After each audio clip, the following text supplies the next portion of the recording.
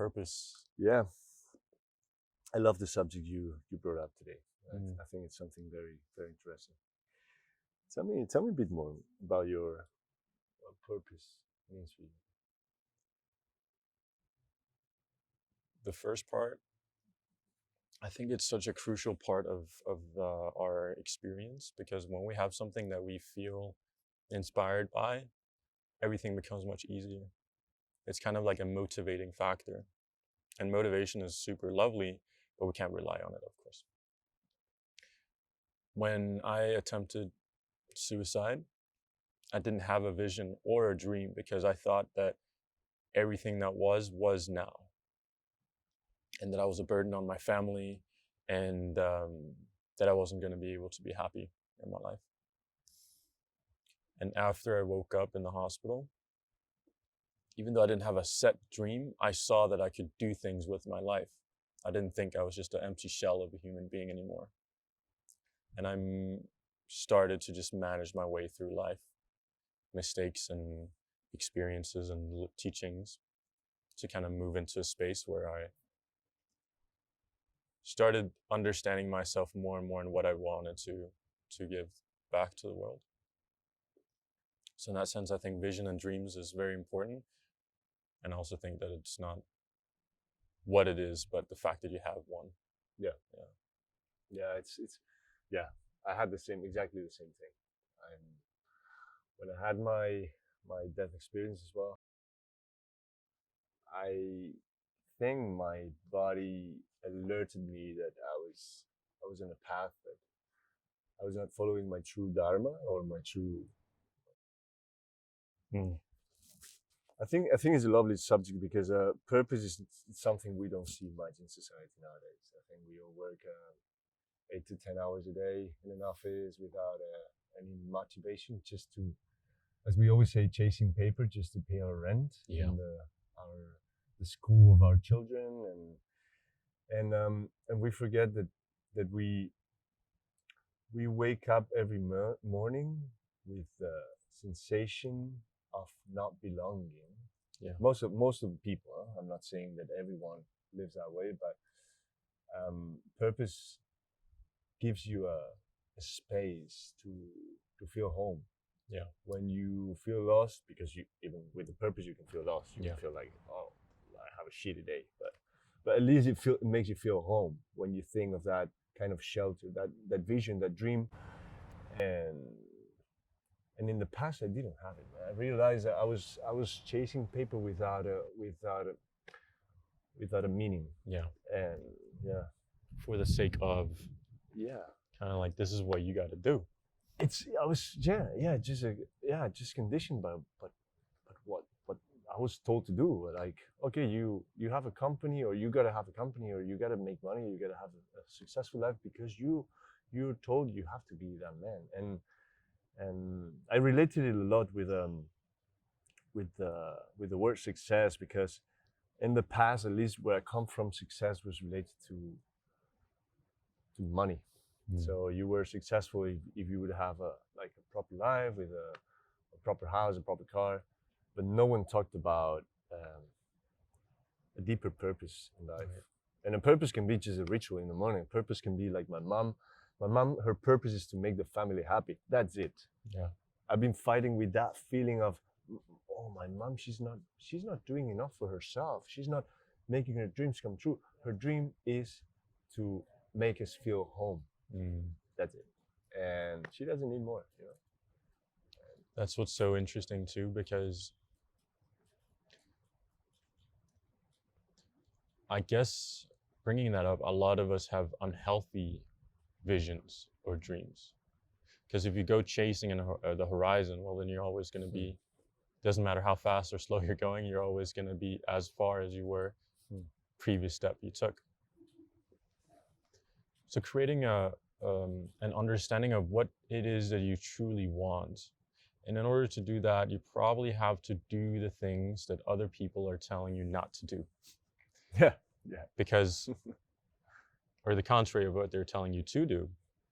Because the only way to find out what you really want is by moving in that space, more or less.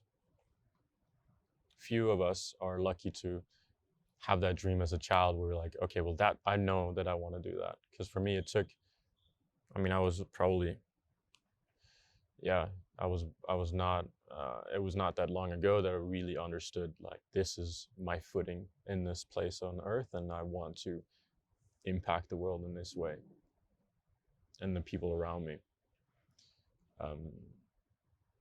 Because even after waking up in the hospital, there were certain times where I was doing things because I thought that others would like it,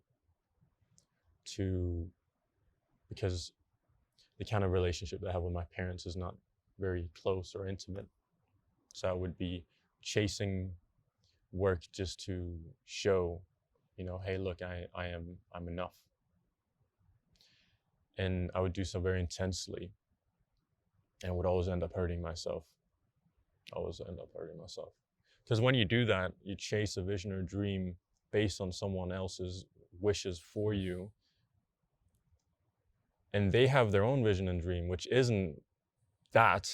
So you can go chasing a vision and dream based on what you think someone else wants for you. But at the end, they don't really care because they have their own vision and dream that they want to realize.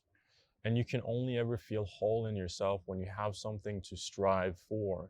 And when we don't have something to strive for, I think that it's very common that we just fall into Netflix and eating habits that are not necessarily healthy and toxic relationships. And it's very easy to stay there because you don't have something to contrast it with.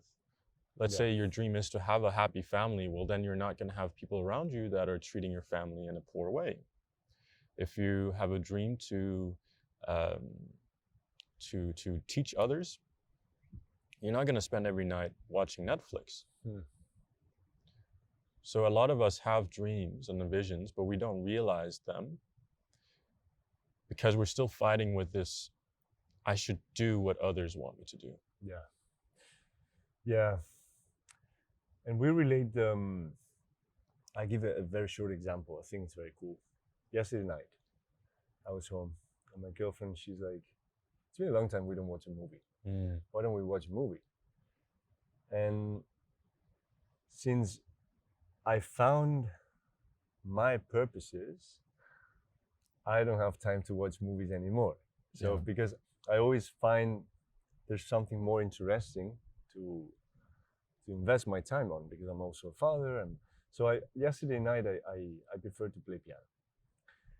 And some people may think, like, oh, maybe she got angry because maybe she's sad because as a couple you're not sharing as much as before. Because it's the opposite. Because when I told her that, and when she sees how happy that makes me and how much happiness that brings to the family, for her, that's much more valuable than watching a movie together. So the overview of the whole situation and the relationship gets better if we have a purpose. It's not only our profession or our personal development, it's also the people who surround us. Right. They feel much better by our side because we have a purpose in life. Right. We're going kind of, I mean, we don't have to go straight. I always like to take narrow streets to investigate and experiment, but at least I know where I'm going. Right. Or I try to aim in that direction. And that happens also when in families where unfortunately we come from a quite not the same situation, but similar situation in terms of emotions when we were younger. And my father spent a lot of time abroad, traveling and working. You had a similar situation because your father was not that present when you were younger. So it's if he would have had his purpose, I would have aligned with it. But I could feel that it was just a certain ambition related to chasing paper. You know, I was not seeing my father being passionate about playing piano or just writing or reading or some kind of purpose that would fulfill the rest of the family. And I think that's a very good example, because if you put all of your intentions, all of your power with a purpose, the consequences of time, of isolation, the consequences of spending less time with your family or friends, it's less negative because you're bringing all the good stuff. I know it's a deep thought, but I think a lot of people might feel related to it. I believe so. And most of us feel better when the interaction between two people, what they both bring to the table is greater than what they are individually.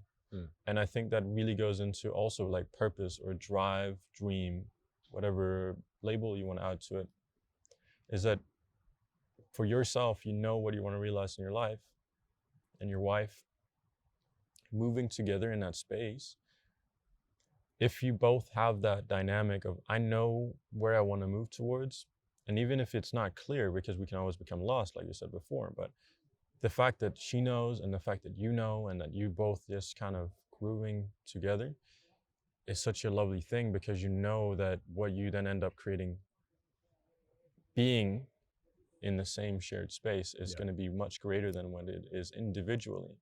Because if it's like, oh, you didn't want to do this with me, you didn't want to do that, and then it's like taking, in a sense, or kind of putting you in certain shoes that maybe you don't fit in. And then the journey becomes a bit rough, you know? Maybe the shoes don't fit you, and you got to walk all over there. Yeah. So I made an example in one of my talks. I remember I was talking about relationships, and it's true that I was linking my story to my relationship, that after 5 years and one son is the first time that I see complete harmony, right? And I was giving some hope to the couples out there that you don't have to agree in everything, you don't have to like everything from the other person, and you don't have to feel that the other person fulfills all the gaps that you have, because that's not what you have to look for. But at the same time, once you give the space to that person to develop their dreams or purposes, visions, whatever it is, you can finally see the flower blossom. right. And after you see the flower blossom, you can give an opinion on that.